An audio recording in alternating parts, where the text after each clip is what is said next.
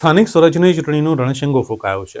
તે વડોદરા જિલ્લા તાલુકા પંચાયતના નંદેસરી, દશરથ અને કોયલી બેઠક માટે ભાજપના ઉમેદવારોએ ધારાસભ્યની આગેવાનીમાં ઉમેદવારી ફોર્મ ભર્યા હતા. આગામી 16મી ફેબ્રુઆરીના રોજ ગુજરાતમાં સ્થાનિક સ્વરાજ્યની ચૂંટણી યોજાવા જઈ રહી છે. ત્યારે શનિવારે ફોર્મ ભરવાની છેલ્લી તારીખે ઉમેદવારો ફોર્મ ભરવા માટે આવી પહોંચ્યા હતા. વડોદરા જિલ્લાની તાલુકા પંચાયતની 3 બેઠક માટે પેટા ચૂંટણી માટે ઇલેક્શન થવા જઈ રહ્યું છે. ભાજપના દશરથ બેઠકના ઉમેદવાર સુનિલ પ્રજાપતિ, કોયલી બેઠકના જાદવ પૂનમભાઈ તેમજ નંદેસરીના જશવંતસિંહ પઢિયારે પોતાની ઉમેદવારી મામલતદાર ગ્રામ્ય સમક્ષ નોંધાવી હતી. ઉમેદવારી નોંધાવતી વખતે 136 વાઘોડિયા વિધાનસભાના ધારાસભ્ય ધર્મેન્દ્રસિંહ વાઘેલા પણ ઉપસ્થિત રહ્યા હતા. તો સાથે જિલ્લાના મહામંત્રી પણ ઉપસ્થિત રહ્યા હતા અને ચૂંટણીમાં જંગી વિજય થશે તેવી આશા પણ વ્યક્ત કરી હતી.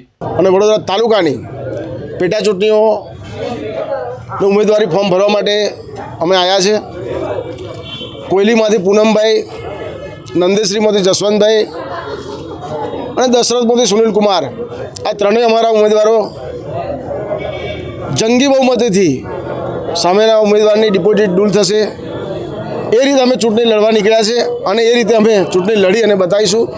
અને ભારતીય જનતા પાર્ટીમાં નરેન્દ્ર મોદી સાહેબ અને આપણા મુખ્યમંત્રી શ્રી ભૂપેન્દ્ર પટેલ સાહેબના નેતૃત્વમાં આજે અમે જે ફોર્મ ભર્યું છે અને જંગી બહુમતી જીતશું એવી આશા છે. ભારત માતા કી જય, વંદે માતરમ.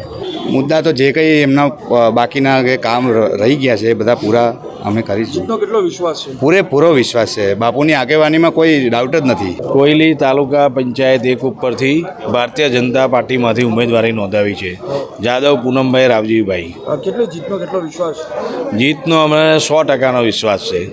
પ્રજા વચ્ચે કયા પ્રશ્નો લઈ જશો? પ્રજા વચ્ચે જે પ્રશ્નો છે અને વાઘોડિયા વિધાનસભા 136ના યુવા ધારાસભ્ય જે ઉત્સાહથી કોયલી ગામની અંદર જે કામો આપ્યા છે એની અંદર જે પણ કામ બીજા બાકી હશે એ કામને અમે આગળ વધાવીશું. જાદવ પૂનમભાઈ રાવજીભાઈ. અંદર નંદેશ્રી તાલુકા પંચાયત પરથી ઉમેદવારી નોંધાવી છે. મેં શું નામ છે આપનું? જસવંતસિંહ રતનસિંહ પઢિયાર.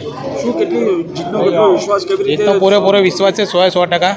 મતદાતા પર કેટલા આશા છે? બધા મતદારો મારી જોડે છે, બધા મતદારો મારી સાથે રહેશે. પ્રજાના જે જૂના કામો બાકી છે એ પૂરા કરીશ, એમની આશા છે એ બધી પૂરી કરીશ.